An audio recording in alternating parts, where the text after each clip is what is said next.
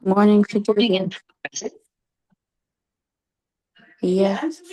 One sec, one sec. Going to start in 1 second. Give us a little bit of time.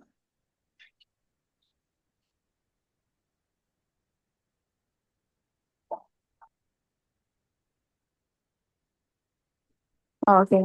Now you want to make sure I wasn't on video or. Yeah, okay. You may need to say that to me, muted everybody. So that there can be disruptions. We'll just start. You ready? Okay. Hello, everybody. Good afternoon, and thank you so much for joining us. This is the series of quarterly town talks that Island Harvest hosts. So our board members, friends, supporters, neighbors can join us and hear some of the new things that are happening with Island Harvest and some of the things that we're struggling and faced with. My name is Randi Shubin Dresner. I'm president and CEO of Island Harvest, and really honored to be here on the campus of Farmingdale State College. And I'd like to introduce you to our friend, Dr. Robert Prezant, president of Farmingdale State College. Good afternoon, all. Good afternoon, Randy. I'm glad to be here with you. This is an important topic. We're going to have a lot of ground to cover. It's become very, very clear that food banks and higher education are facing new challenges that align us as never before. So I think there may be questions that ultimately will come from the audience. So those of you who are listening, if you have any questions, just put them in the chat and we'll get to them later on. But right now, I want to set the stage. On July 4th of this year, President Trump signed into law H.R. 1, commonly known as One Big Beautiful Bill Act. This act, with a number of executive orders to follow, will dramatically reshape access to critical services in healthcare, in education, in housing, in community development, reshaping it across the country, essentially transforming the landscape of countless nonprofits and the communities they serve.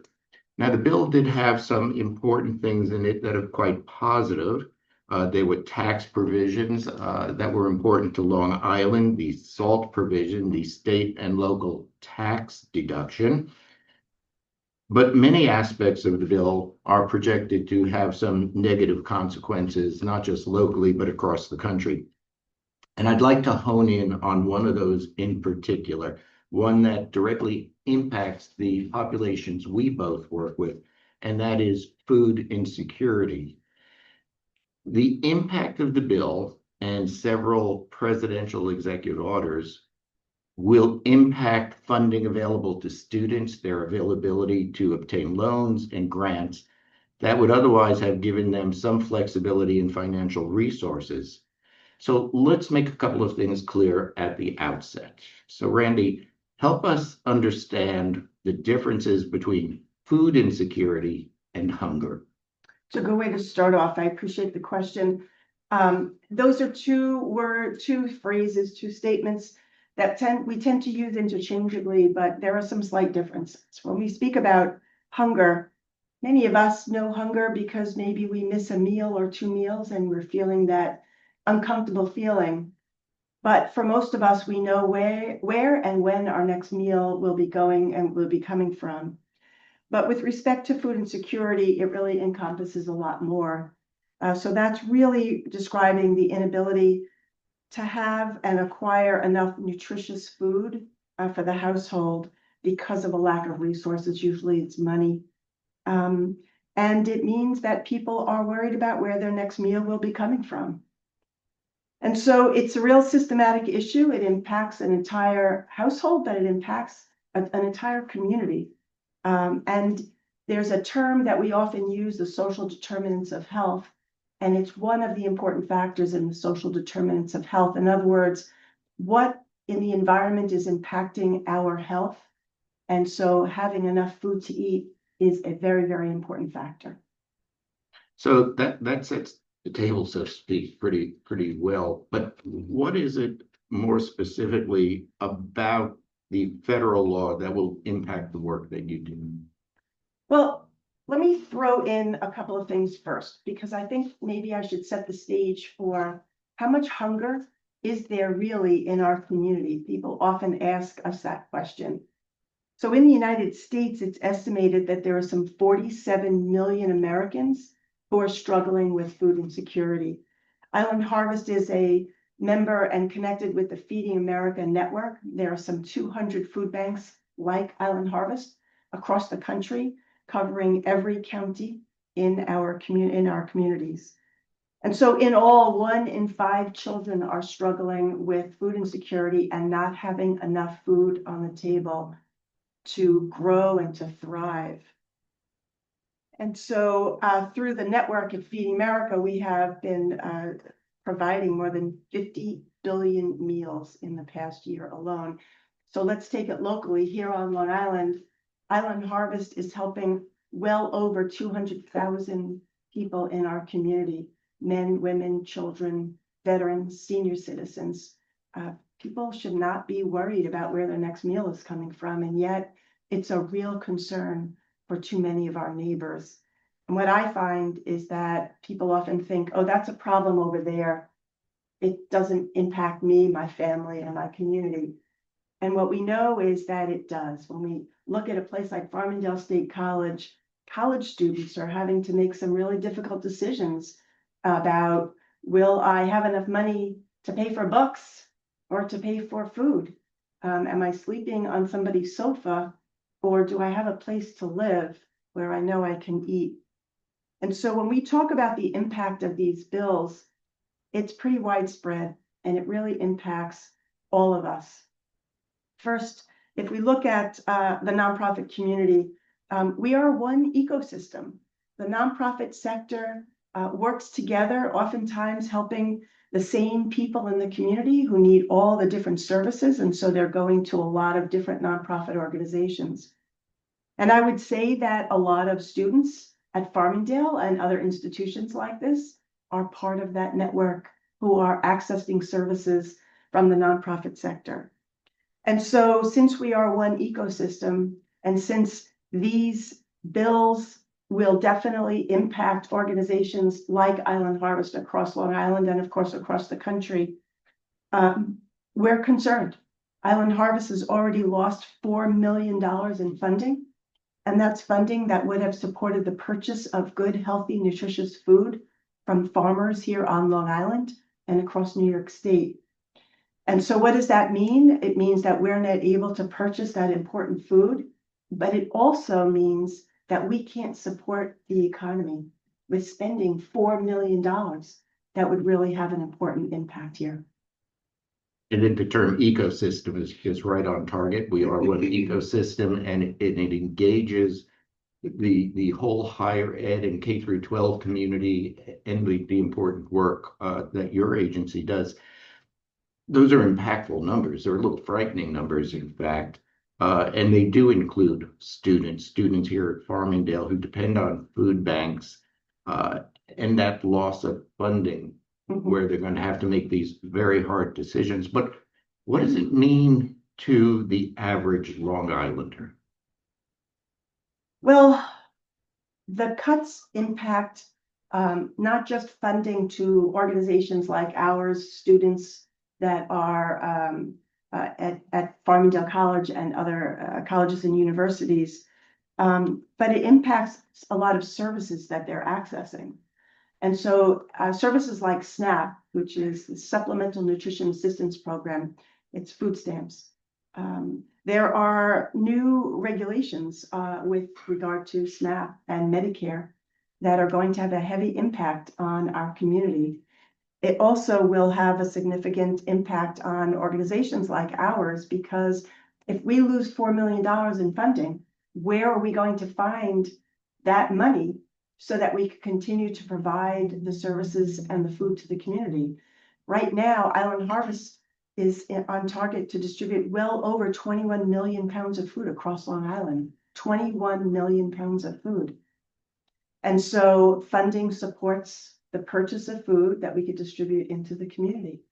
And so it means that we have to rely on more donations from the community. And donations from the community are welcomed, appreciated, but it's not always consistent. So we don't always know if we're getting protein in today's donation from a supermarket. It could be diapers, which are important, but that doesn't fill the belly. It doesn't mean it's going to be fresh produce necessarily or canned protein product.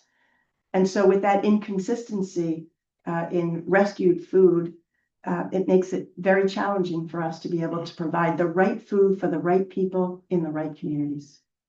This is complicated business. We know the ecosystem that you talk about has tendrils all over, and we know that there is a correlation, a direct correlation between food insecurity and academic performance. We know that students who are facing food insecurity have lower grades, they have a decreased ability to concentrate, they may skip or not attend classes or study sessions at all, they have a higher dropout rate, it takes them longer to graduate. In fact, food insecure students are 43% less likely to graduate from college. Wow.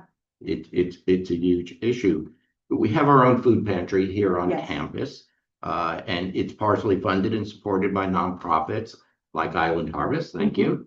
It's fully staffed by volunteers from Farmingdale State, and it serves at our college alone over 100 visitors a week. So there's definitely a need even in our own campus community. There's also, as you've been talking about, a much higher demand on food banks in general, but as we've been talking about, less support for those food banks. So with that in mind, what changes can we expect to see in both SNAP, Supplemental Nutrition Assistance Program, and in Medicaid? I want to back up for a second, because I think what you spoke about, the percentage of students who may not graduate because of food insecurity, I want to just tie that together so that people can understand why that might happen. Imagine if you have to face the day to go to class and you haven't eaten the dinner the night before, possibly the lunch the night before, and you have no access to something for breakfast. How can you sit in class and really focus and concentrate? There's a lot of pressure on students, particularly here at Farmingdale, because this is a commuter college for the most part. And so the students at your college are working and they're going to school full time. That's right. And having to really struggle to manage both of those things. And then whatever it is that put them in the position that they're in, the trauma at home, whatever it may be. And so some of the changes that we are expecting will impact SNAP, for example. Most adults now between the ages of 18 and 64 are going to be required to work at least 20 hours a week in order to maintain their benefits. And some might say, okay, why can't they work? Well, when we take a broad brush and stroke it over everything, that makes a lot of sense. But when you narrow it down and target into individual situations, what you find that there are a lot of people in that age range that are caring for other people, as an example. And so if you're caring for an aged adult or a child that may have aged out of care at 21, but you're the sole person taking care, working that 20 hours a week may be difficult because you may not be able to pay for someone to come in and care for whoever you take care of. Transportation is an issue. We spoke about the social determinants of health before. And so one of the social determinants of health, particularly in an area like Long Island, is transportation. If I don't have access to a car and I need to get from East Meadow to Massapequa, I have to depend on an Uber, if I could afford that, or the bus service. And in some cases, it could take up to 2 hours, sometimes more, to get from destination 1 to destination 2. It's exhausting because it's also another couple of hours going home and making transfers at a couple of different places. And so that work requirement is significant. And the work requirement prior was up to age 54. and now it's going up to age 64. And imagine between the ages of 54 and 64, it's harder to find certain jobs in that age group. We also know that New York State and other states are going to be required to carry the burden of the costs in the state. And so currently, or prior to this taking place, New York State was covering 50% of the SNAP costs. And now they'll be required to pay 75% of the costs. And so while it may sound like a minimal increase, that 25% difference has got to come from someplace. And we've talked to many elected officials in New York State, and they're all concerned because they're going to have to make some tough decisions about what programs to fund and what programs they can't fund. And so those of you that know that old movie, Sophie's Choice, which child should I feed, or which child can we send to childcare or to an educational program? Those are going to be really hard decisions to have to make. And it is about decisions. You know, I don't want us to come away thinking there aren't efforts to soften some of the challenges that we're facing now. We greatly appreciate the efforts of many of our state, local, Senate, and House representatives. They've helped protect Pell Grants, and they're working in other arenas to help our students and help individuals who have food deprivation. We are remaining quite vigilant here, monitoring critical changes that continue to take place at the federal aid level. Higher education has been deeply impacted, as we've been talking about, by cuts in grants, even grants that were already awarded to us that have been pulled back. So I'll give you a quick example here. We had a $3.2 million award last year from the Department of Education to assist some of our most vulnerable incoming students, students who have many challenges, food insecurity possibly among them, but at that critical stage of entering college. And that award, we just learned just a couple of weeks ago, has been pulled back. Completely. We have 1 year funding to wrap it up, and we're working very hard to look at other opportunities. We're going to continue to support our students every way we can, but much like you, we're looking for other kinds of resources along the way. Universities and colleges across the country are reeling from many of these cutbacks that are impacting our students who already have challenges, and you alluded to those Sophie Choice kind of challenges. So nonprofits are being impacted. Beyond Island Harvest, how are other nonprofits and human service organizations being affected? And what are the estimated costs to New York under HR 1? It's a lot. Let's start with that. So we know that nonprofits are the backbone of a healthy community, always has been, and hopefully always will be. But yet somehow the nonprofit sector is always the first to receive cuts. And we are the sector that is supporting our community in so many important ways. We've talked about it before, but obviously food support, mental health support, childcare, transportation, education support, medical support. And so to cut from the nonprofit sector means that we have to figure out how can we do more with less. And why do I say more? Well, when these cuts actually go through, and some of them will take 1 year to 2 years, as you're noting, we know that more people will be coming to the nonprofit sector for help. Because food, in our case, at Island Harvest and in the food bank world, we say that food is a fungible expense. We typically eat 3 meals a day and maybe we snack in between. And so if we needed to find money to go to Farmingdale College because my grants were being taken away, then I might give up 1 or even 2 meals. And if I'm a parent, I may already be doing that. And now I'm going to have to cut back more. I might start to buy foods that are not so healthy. And I might buy there are some people who, as an example, are living in shelters.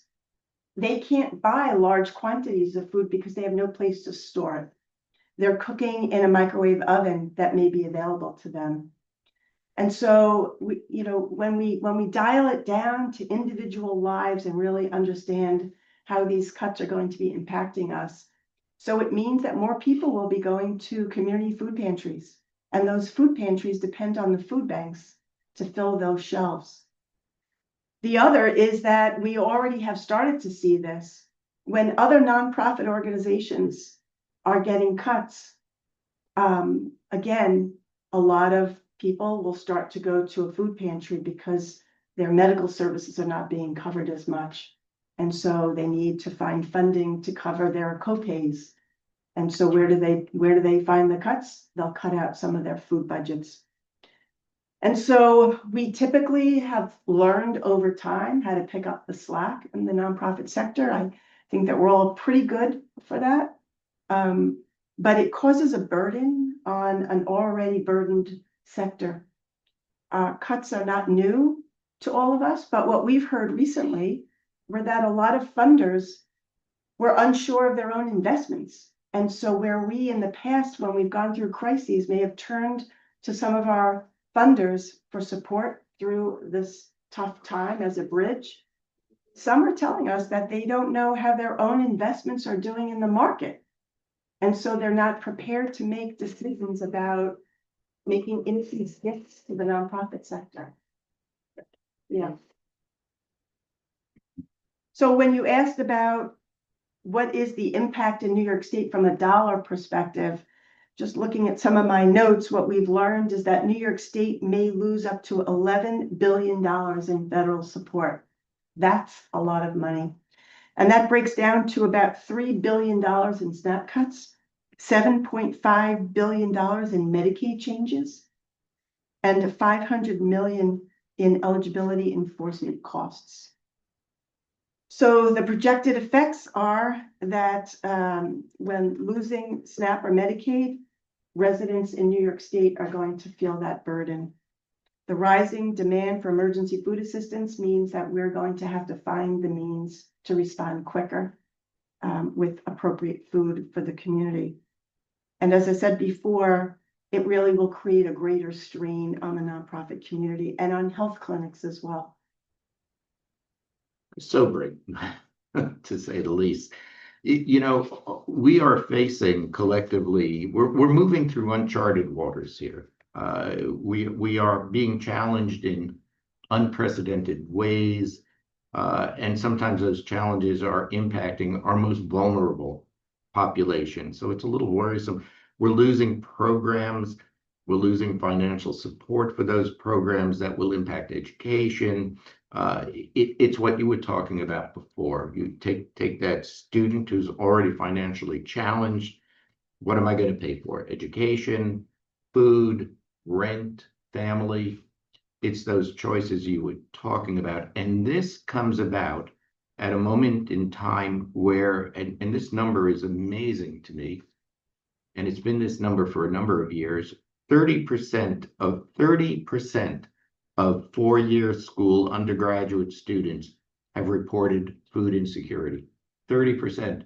If you go to the community college, two-year schools, it goes up to 40%. 4 in every 10 of our students facing food insecurity. Again, I just want to stop for a second and really digest that. Because think about it, if your child, your grandchild, your neighbor's child or neighbor is going to school, they're sitting in class, and how many of the students in that classroom are struggling to focus and pay attention when they're not really sure where their next meal is coming from. Right. We're looking to, as we've been talking about, we're looking for compensation in where else can we find that support, because these students and many in the community are being challenged in ways we haven't quite seen before. There's a real danger in a weakened education system, in a weakened food resource system. So how is Island Harvest preparing and responding to these challenges? As I said before, this isn't the first crisis that we've been through. But no two emergencies or crises are the same. And we need to really think and prepare as best we can. And then to use the phrase that we've been using through the entire COVID response, pivot or adjust. And so when we knew some of these changes might come into play, we met with our senior staff, with our board to talk it through and try to come up with some ideas of how we can better support our community.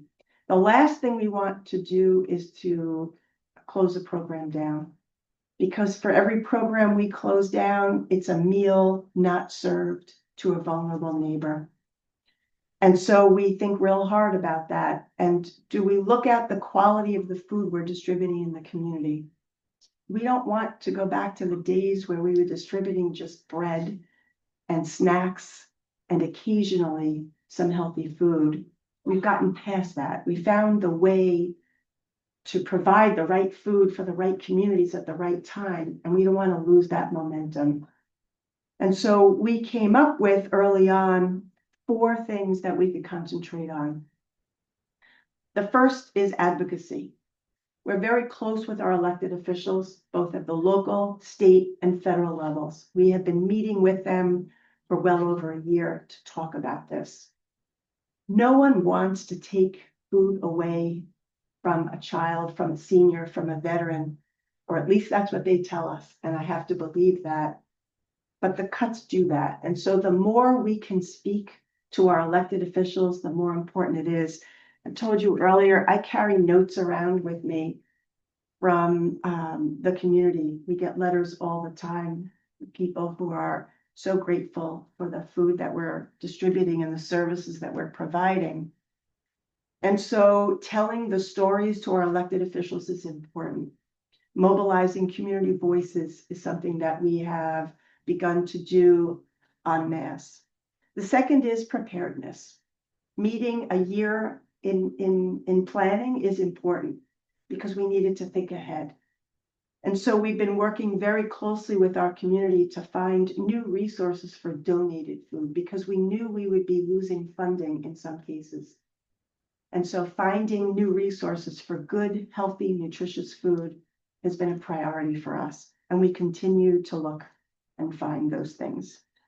Partnerships is important, collaboration, working with institutions like Farmingdale. I can't tell you how many students come to Island Harvest to volunteer and to support our work and to do internships. And how about your faculty and staff that have spent many, many hours volunteering at the food bank? Those partnerships are important. So are partnerships with our local community that has food. And so food rescue from wholesalers, distributors, supermarkets, and in some cases restaurants has been important and something that we've been working on. And education, because if people don't realize there's an issue of hunger in our community, and no one's going to care about the work that we do at Island Harvest. And so continually being out there speaking about our work is something that we do. We take it very seriously, and we're always looking for new partnerships and new people we could talk to. I'm going to ask you in a second about the specific tools in your toolbox, but before I get there, you shared with me some of the comments you got. Would you share some of them? I'd be happy to. This was a note from a little girl, Ilana, from an elementary school that we work with in Westbury. And she wrote, "Dear Island Harvest, thank you for giving my family food every Friday. It helps my mom and my sisters to not be hungry. When my family was in the motel and we didn't have anything to eat, we could count on Island Harvest." This is the note that we get frequently from adults, from children. And I call these notes refueling. This is what encourages our staff to go back and to work even harder to make sure that we could support everybody that comes to us who needs help. That's why we do it. That's why we do it. It is. So to talk to me a little bit now about those specific tools. What are the tools? This is a big problem. Yeah. It's a problem that has, again, I said it earlier, a lot of tendrils. What are the specific tools we could use? So we're a food bank, and most people think about food banks. They think that we do food drives, we pick up that food and we distribute that into the community. And while we do that, and while that's very important, that's not the only thing that we do, only program that we offer. And so getting food from food drives is important. We encourage that. Getting foods from wholesalers, distributors, and from the supermarkets, from wherever that might be, that's important. But as a food bank, we need to do much more so that we can help our community in need. And so we've come up with a number of key programs. We call them tools in the toolbox. These are just examples of some of those tools. So our community empowerment program, we have a team of staff that fields about 10,000 phone calls a year. People who are calling, sometimes they don't even know why they're calling. Maybe they're calling because they're hungry, but maybe they're calling just because they're desperate and they don't know who to turn to. And our team is on the phone with them, helping to make connections with other services in the community. When possible, we help to enroll them in programs like SNAP and connecting them to the right services that they need at that moment in time, including food. We started a Workforce Skills Development Institute 3 years ago. It's a marquee program at Island Harvest that we're very proud of. We've had over 90 adults who were unemployed or underemployed come through our program. It's 160 hours of learning and training. Our students graduate with 6 certifications. And then once they graduate, we have a job coach and a social worker on staff to work with them through their employment when they have challenges and troubles that we all have when we get a job, to help them work through that. So that's an important program. Our Nutrition Pathways program. We have Island Harvest nutritionists embedded in health clinics across Long Island. And our nutritionists work directly with patients from hospitals and health clinics and help them understand the connection between the foods they eat, the medicines they take, and the chronic conditions they either have or they might get. They may be destined to be getting. That's an important program. Island Harvest, we're a food bank, but we have a farm. And we have 64 giving gardens across Long Island. And so we're growing organic food and getting that out into the community. We're using it as a teaching model to teach people how to grow their own food. And we have community leaders who come to our farm and help us to seed, weed, and to pick the produce. And that gets people closer to the foods that help us to thrive and to grow. Go back to the Workforce Skills Development Institute. I'm really interested in that because it's what we do here in large part as well. We're very proud of what our alumni do. Do you have some alumni stories you could? I do actually. So Island Harvest doesn't hire everybody that goes through our program, but we've hired 2 people. If you stop through our warehouse and you meet Victor or Joe, they will tell you, gusting with joy, how proud they are to have gone through a program like that. I have a note from somebody who came through our program who said 6 weeks ago, I had no hope of employment. And now I have so many possibilities. One of our first students was living in a shelter, and she had no idea what her future was going to hold. She's now living independently on her own, self-sufficient, because she can afford it, because she's employed. Nice. These programs work. It's education. Education always works. We are working on many fronts to try to find other pathways that will support our students, will support the community. There are some paths that have ended up not through our institution, but generically at the national level in lawsuits. There are actually hundreds of lawsuits nationally pending right now in response to some of the initiatives that have been produced by the federal government. Higher education in general has joined many of these lawsuits trying to tamp back some of the potential damage they might do. But these all take time. Litigation can take months, it could take years. And in the meantime, we are working very hard to find other pathways and being successful in supporting our students and the population you work with. But there's got to be a call to action. So from Randy, from your standpoint, what can people do today? So first, I'm going to remind our viewers on our Zoom call, if you have questions, we want to encourage you to put your questions in the chat, and we'll be answering as many as we can before the end of our session. So that's one call to action. Another call to action is, I have 5 things. 1, roll up your sleeves, volunteer, help us out. Island Harvest, other food programs, food pantries, we could all use your help. It takes many hands to do this kind of work in the nonprofit sector. No matter what the issue is, whether it's mental health, a food program, an educational program, it takes many hands to run those programs. And so find what really encourages you and makes you feel good, what issue is important, and reach out to that organization and get involved, because we all need that kind of help. Island Harvest has more than 15,000 people registered as volunteers. In any given week, we have at least 500 people doing something for Island Harvest.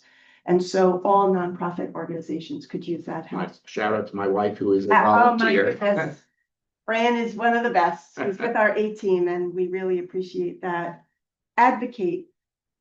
Please speak to your elected officials about cuts to the nonprofit sector. Again, no matter what your issue is, your concern is about nonprofits, we're all going to be getting cuts in some way, shape, or form. So advocate, help us, be another voice, because we need that. Tell your neighbors, your family, others that you work with, or at your whatever religious institution you belong to, that there are issues with hunger, with mental health, with services like that may be getting cuts, to find out as a community how you could get involved. Organize, help us. Island Harvest, we're coming up to the season where people are thinking most about giving back. Create a food drive for Island Harvest. Do a family food drive at your own home. You could put a box out front, put a message around to all your neighbors to let them know how long that box will be out, and you could collect food for Island Harvest. You could do it at your religious organization, at your place of work, in your community. If you're an elected official, you could do a food drive there as well. We love competitions, and so you could even do a competition, and we would encourage that. And while this particular message and meeting today is not a direct ask for funding, I must just say that organizations like Island Harvest depend on the community for support.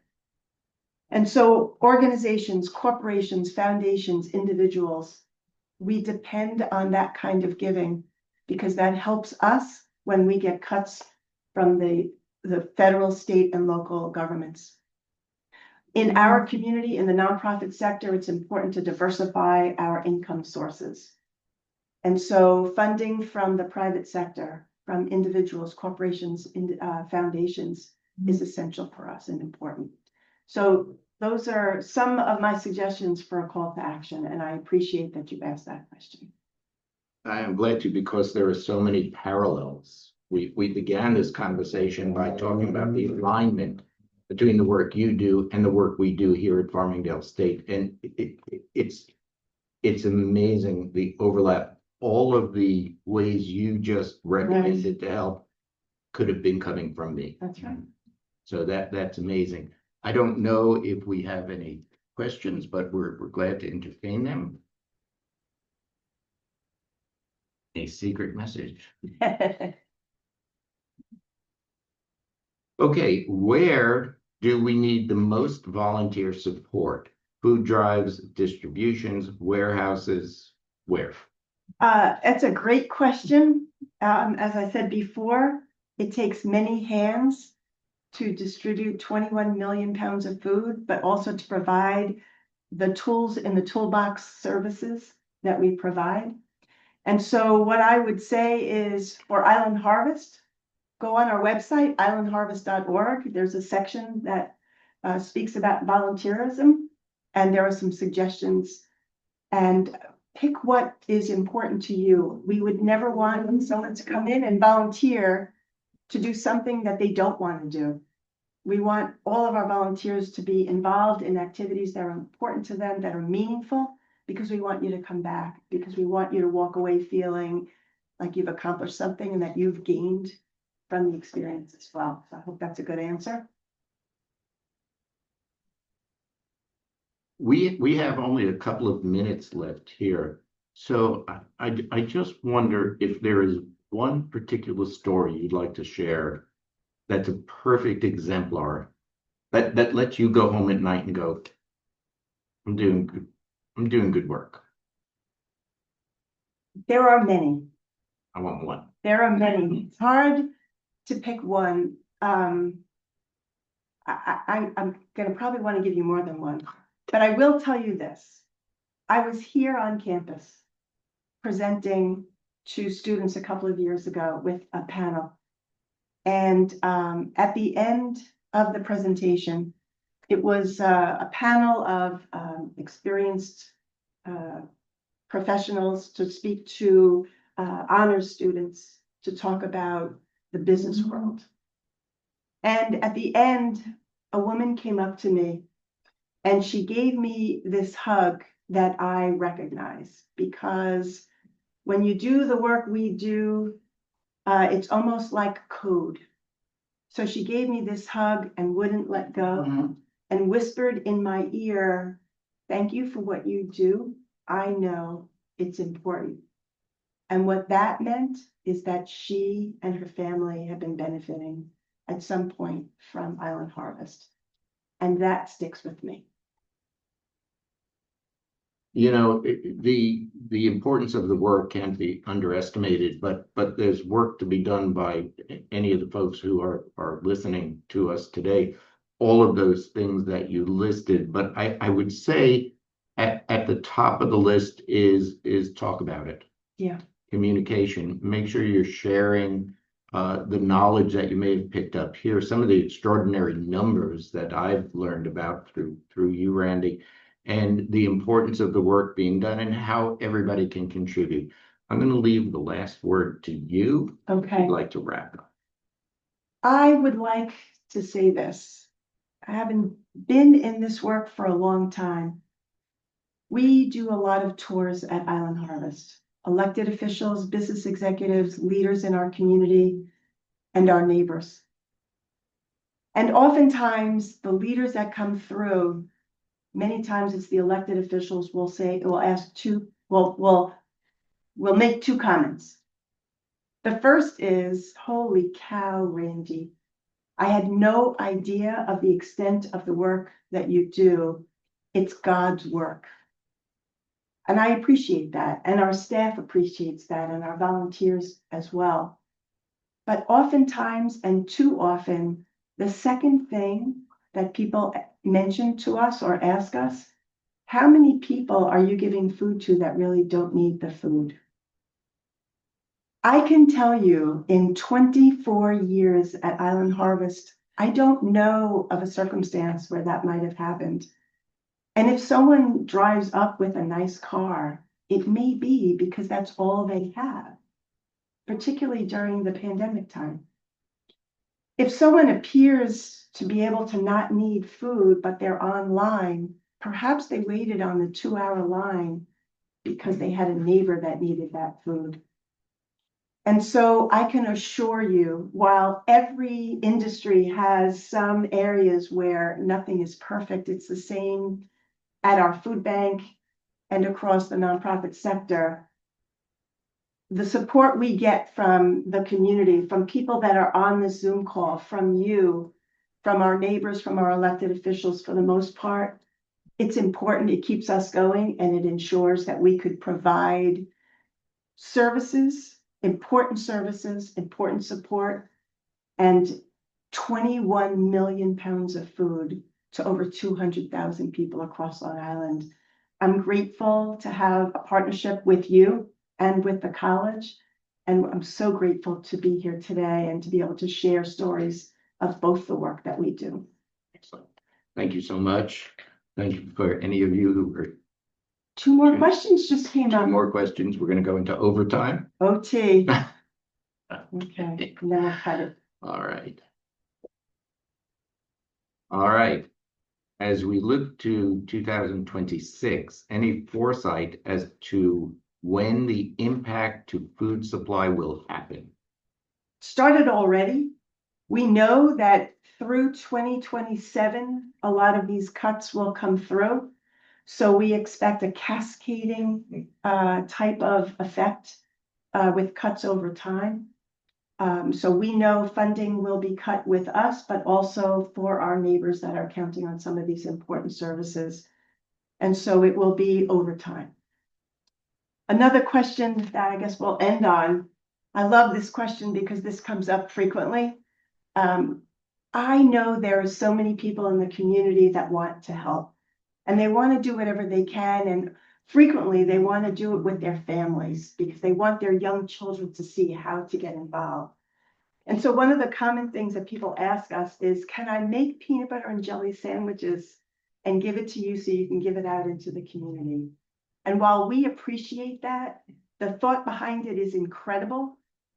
We don't accept that kind of donation because it hasn't been supervised by a professional chef or someone that's certified in food safe handling.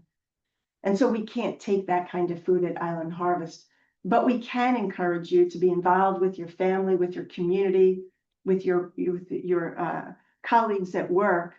Collect food. Canned and packaged food is important. We have an online food drive that you could get involved in, so it's easy.